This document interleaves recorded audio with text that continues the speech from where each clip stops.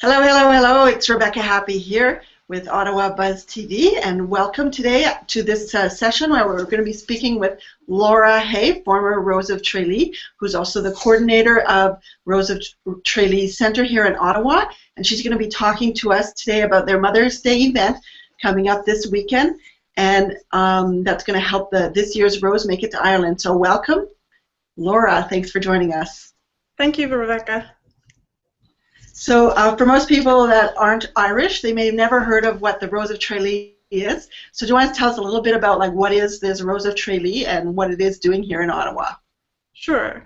So the Rose of Tralee is actually an international festival that takes place every year in Ireland. It's a celebration of Irish culture, but also the modern Irish woman. So each year there are centres like ours from around the world who select descent, who then goes over to Ireland to represent that area of the world in Ireland, and she gets to celebrate with a lot of different festivities and activities, in addition to meeting young women who have that Irish ancestry themselves from all over the world. So we here at the Ottawa Centre, we started to be a part of the festival in 2009, and each year in March, there was a young woman who was selected to go over to Ireland. This year, we have an individual by the name of Stephanie Cool. She currently is a teacher in Montreal, and so she has been the one selected to represent Ottawa and this area over in Ireland this summer at the Rose of Tralee International Festival. As part of that, we ourselves are a non-profit organization, but we need to obviously raise funds in order to help run the centre and make sure that our Rose gets over to Ireland. So this Sunday, we have a Mother's Day fashion show fundraiser that's being hosted at the Irish Ambassador's residence in Rockcliffe Park.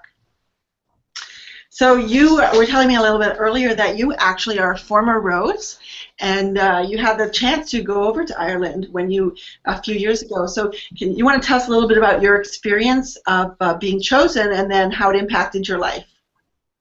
Sure. So in 2010, I applied to be the Ottawa Rose, and the selection itself took place in March. And so what happens is over the course of the weekend, you participate in a number of activities linked to the Ottawa Irish Festival, and everything culminates with interviews by a selection panel and then also being interviewed on stage. So from there, I was selected to be the one to represent Ottawa in 2010 to go over to Ireland. And I mean, I myself am first-generation Canadian, so I was born here, but obviously I do have Irish links that are quite close to home, and so whenever I went over, I got to go over with my mum, and in addition to that, I had a lot of my aunts and uncles and cousins who still live in Ireland come to the festival to help cheer me on. So for me, it was great because I was able to make those connections with some of my relatives whom I don't generally see on a year-to-year basis. But in addition to that, I was able to meet these amazing young women from around the world, and many of whom you find that you have a lot of connections with, not just based on the fact that you have Irish ancestry as the common link. So even now, to this day, I'm friends with a number of them, and I have one of the Roses coming to visit me this summer, actually. So it'll be her first time coming to Canada, and she's one of the Irish girls. So you just never know where the opportunity of being a Rose might take you. Wow. And so you say that the selection here is made during the month of March. Is that all around sort of St. Patrick's Day, or what's the connection with March? It is. So one of the things that we try to do is link it in with some of the other festivities that are taking place that remind people of all of the Irish links that the Ottawa Valley National Capital Region have with Ireland. So we have the Rose applicants participate in the St. Patrick's Parade. They participate in a Céilí that's run by one of the Irish cultural organizations here, so that's essentially a big Irish dance party, and it allows the applicants to become a bit more involved in the greater Ottawa Irish community, and that was our intention all along, to make sure that you have these young women reaching out into their community to get a bit more involved beyond what they're already doing in their work or their volunteer initiatives. So what does it take to be a Rose and to be selected as the Rose from your region to be able to go to Ireland?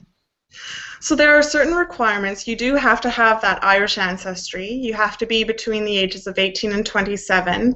And a lot of the festival, the sentiment is that they're looking for individuals with a sort of je ne sais quoi, in addition to someone who embodies the accomplishments of the young, modern Irish woman. And so you'll have a lot of individuals applying who have completed all of their degrees. You'll have a lot of teachers apply, medical professionals.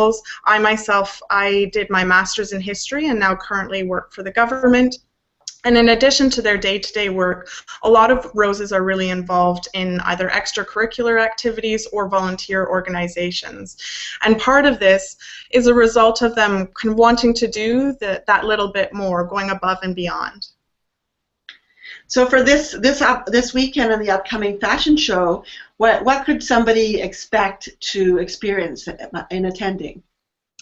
So what we wanted to achieve with the Mother's Day fashion show is have a wonderful opportunity for mothers and daughters, or fathers and sons, to come along as well for a fashion show that helps to showcase the style and fashion of the Rose of Tralee International Festival.